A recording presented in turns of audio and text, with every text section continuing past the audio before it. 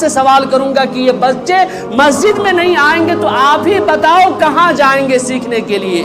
اگر یہ اتحیات یہاں پر آ کر نہ سیکھیں گے، یہ درود شریف یہاں پر آ کر نہ سیکھیں گے، نماز پڑھنے کا طریقہ یہاں نہ سیکھیں گے، سجدہ کرنے کا طریقہ یہاں نہ سیکھیں گے، تو کیا گھر میں سیکھیں گے؟